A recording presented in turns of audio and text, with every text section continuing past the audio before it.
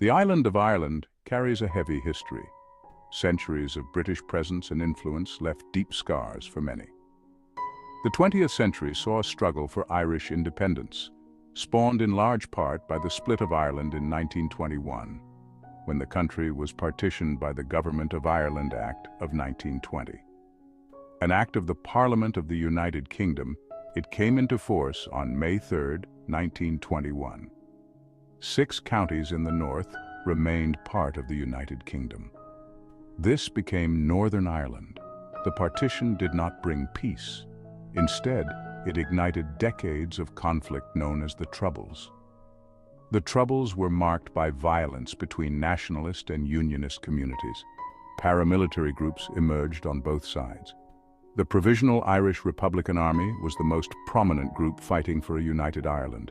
The Troubles were a dark period in Irish history, characterized by bombings, shootings, and deep societal divisions. The conflict claimed thousands of lives and left a legacy of trauma and mistrust. 1998 saw the signing of the Good Friday Agreement. This agreement claimed to aim for an end to the Troubles through a power-sharing government in Northern Ireland. It also addressed issues like decommissioning paramilitary weapons and police reform. However, the process was not universally accepted. Within the Republican movement, some factions opposed the agreement. These groups, known as dissident Republicans, believed that the Good Friday Agreement represented a betrayal of the Republican cause. They argued that it did not go far enough in achieving a united Ireland. Dissident Republicans viewed the agreement as a compromise too far. They refused to recognize the claims of legitimacy of the Northern Ireland Assembly or the Police Service of Northern Ireland, the PSNI. They saw these institutions as remnants of British rule. The seeds of dissent were sown, and a new chapter of violence was about to unfold. The fragility of the peace process was tragically demonstrated on August 15, 1998, just 4 months after the signing of the Good Friday Agreement. A car bomb exploded in the market town of Omagh, County Tyrone. The blast killed 29 people and injured hundreds more. It was the deadliest single attack in the history of the Troubles. The Real IRA, a dissident Republican group that had split from the Provisional IRA, claimed responsibility for the bombing. The attack sparked condemnation by those who favored the Good Friday Agreement. It also led to increased security measures and a crackdown on dissident Republican groups. The Omagh bombing was a stark reminder that the so-called peace in Northern Ireland was still fragile. It showed that some groups were still willing to use violence in their struggle for independence. The attack cast a long shadow over the process and highlighted the challenges of reconciliation and healing. The dissident Republican movement is not a monolithic entity.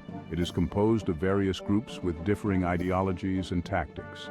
Key groups include the Continuity IRA, the Real IRA, and Oglaig na Hiren. While they share the goal of a united Ireland, their approaches and motivations vary. The early 2000s saw a period of relative quiet from dissident Republicans. However, this was not to last. By the mid-2000s, dissident activity began to increase. Groups like the Real IRA and Continuity IRA stepped up attacks. They carried out bombings, shootings, and arson attacks. The dissident campaign evolved during this period. Groups became more adept at bomb-making and using technology. They targeted police officers, prison officers, and collaborators.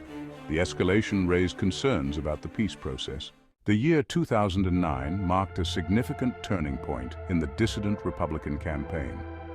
There was a surge in violence, including the deadliest attack on security forces since the Good Friday Agreement. In March 2009, the Real IRA shot dead 2 British soldiers outside Masserine Barracks in Antrim. A few days later, the Continuity IRA shot dead a PSNI officer in Craigavon. These attacks sent shockwaves through Northern Ireland and beyond. They demonstrated the dissidents' intent to escalate their campaign. The attacks also sparked fears that Northern Ireland could slip back into the dark days of the Troubles. The 2009 attacks led to a renewed security crackdown on dissident Republicans. The British and Irish governments pledged to work together to dismantle these groups. However, the attacks also highlighted the deep-seated nature of the dissident movement and people's desire for sovereignty. Despite increased security measures, Dissident Republican groups have continued their activities in the years since 2009. They have carried out numerous attacks, including bombings, shootings, and mortar attacks. While the frequency and lethality of attacks have decreased, the dissident push for a united Ireland, independent of British rule, continues. Dissident Republicans have also adapted their tactics in recent years. They have increasingly used improvised explosive devices, or IEDs, and have targeted economic infrastructure.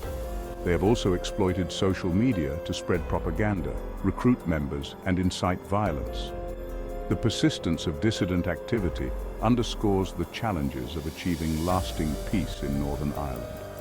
It also highlights the apparent failures of state-sanctioned compromises enforced upon those who seek independence from foreign rule. This includes security measures, but also addressing the underlying political, social, and economic factors that contribute to dissident activity. The dissident Republican campaign has had a profound impact on Northern Ireland. It reminds us of peace's fragility and how the state can exacerbate tensions between peoples. It casts a long shadow over the peace process. The campaign has claimed lives and caused economic damage. It disrupts lives and creates fear. But those who resist English rule would no doubt say the same of English imperialism. The journey to a peaceful society continues. The dissident Republican campaign is rooted in the long and complex history of Ireland.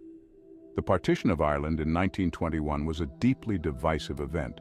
For dissident Republicans, the struggle for a united Ireland is unfinished business. They view the Good Friday Agreement as a betrayal of that struggle. The desire for a united Ireland is shared by many people in the country. The dissident Republican campaign continues to pose a challenge to those who wish to remain under English rule. The continued troubles in Ireland may provide interesting analysis for those concerned with state power. For in the end, while it is an example of a struggle against historical imperialism, does it really matter if it's a foreign ruler or your next-door neighbor with his boot on your throat? Can there ever be lasting peace while foreign states, or domestic states for that matter, claim the right to control the economy and lives of the people? What do you think?